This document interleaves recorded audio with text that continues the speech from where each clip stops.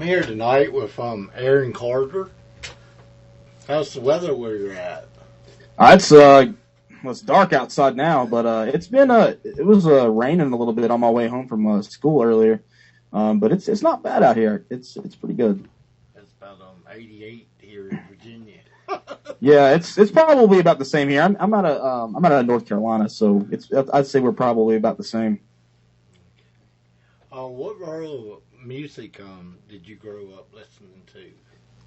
Man, so that's a good question. So my dad. So when I was really young, I started out, believe it or not, with it's funny that I say this, with Aaron Carter and NSYNC and Backstreet Boys and some Britney Spears. But I also grew up on Metallica, 80s music, and Elvis Presley was a huge musical influence when I was younger, and especially, the countryside of it, like Hank Williams and Willie Nelson and Waylon Jennings and all those folks really is who I grew up with, listening to the most. So, how would you describe the music that you created?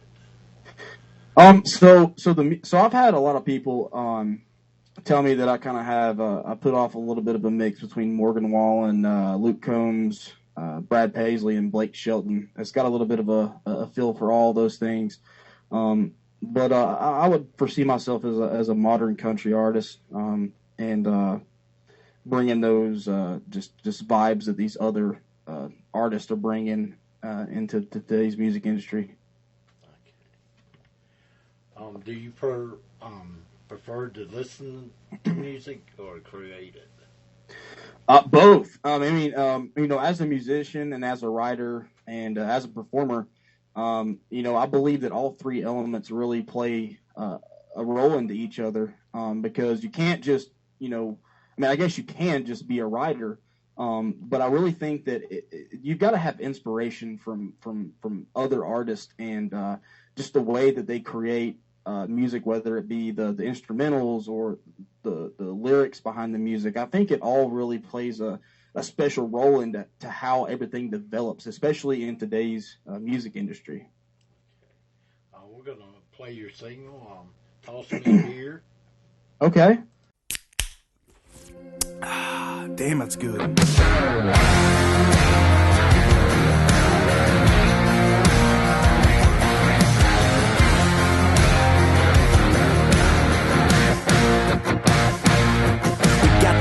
Loaded up, trailer tied down, coolers packed full, and we're headed out of town. Gotta make a quick stop along the way, pick my buddy up for a wild ass day.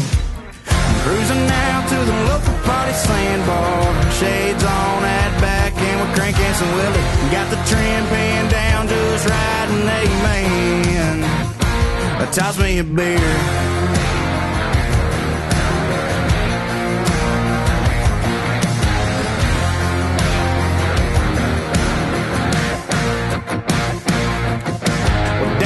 Here on Watts Bartley, me and the boys getting wild today. A little hole in the bottom of the can, and it's shotgun time, my friends.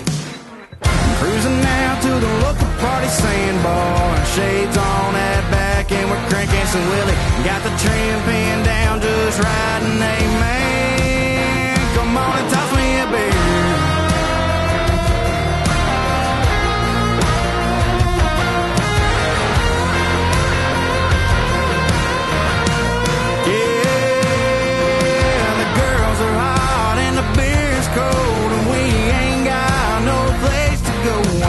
Toes in the sand and a cold beer in my hands.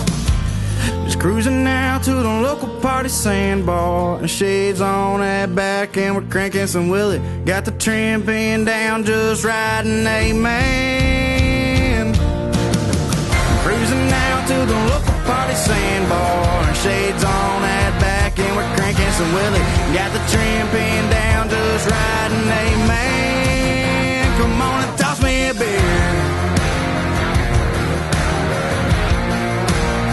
I said, toss me a beer.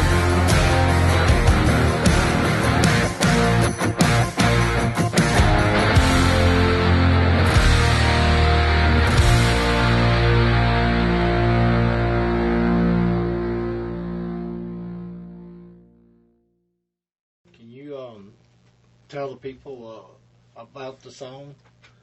Yeah, so just a little bit of a backstory. So if anybody's listened to my music, one of my most popular songs is "This Town," and it's about my hometown. And "Toss Me a Beer" was really it's a song written about this place that everybody goes to. It's the local party Sandbar, which is where that came from in my hometown. And growing up and in college and high school and stuff, we used to go out there and basically just drink and get hammered and have a good time. And that whole song's about really just like having a good time and hanging out with your friends. And it's really about my hometown. And I try to implement my hometown into a lot of the music that I create, because my hometown plays a huge part into where I am now. So, but "Toss Me a Beer" is one of those songs, man, where it's just like, I can't say how many times I've asked somebody to toss me a beer. I'm sure everybody said, "Hey, somebody toss me a beer," so it's kind of where that song came from. It's just a fun party song, and I enjoy it, and I hope everybody else does too. Okay. Now, when I hear that song, it puts me in the mind of big 4-wheel drive mud bogging or something.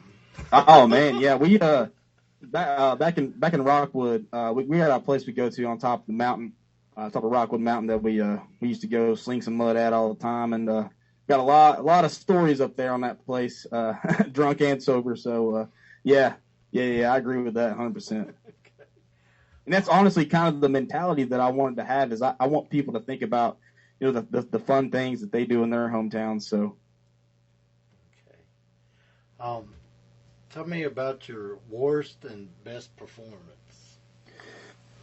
So the first time, so I actually started playing live back in I think March was my first March or February was my first full time when I actually played a show by myself. But I used to play a lot of open mic nights, and the first time I played an open mic night, which was actually this year, man, I was so nervous. I was so uncomfortable. I didn't really exactly know how to perform live. And after everybody's like, "Oh man, after your first couple of times, like you'll get the hang of it." And I actually believe that, because whenever I had my first show by myself, it was like a 4-hour show at this little hole in the wall place called River's Den. I at that point, a lot of people had never heard me live before, and I started seeing right then that it just started to come more naturally to me. And after that show, I got an opportunity to play live on the radio at a local radio station, and I was really nervous at that point too, because I'd never played live on the radio. But just every time I perform, it just gets better and better, and I feel a lot more comfortable. And I would say the last time I played, which was I believe at Whiskey Sours, man, I just kind of let loose and just felt like myself, and I was super comfortable. I wasn't uptight, and it just gets better with time. So anybody out there listening who is new to performing and you feel nervous, it'll come. Your time will come. You'll feel comfortable. Okay. What's next for you? Well, I work on an ambulance full time. And I also go to school full time right now. I'm finishing up my paramedic school here in September. And, I've always had a heart for public service and working on the ambulance. But as far as music goes, I'm actually moving back to Tennessee in March, and I've got some great opportunities lined up for me.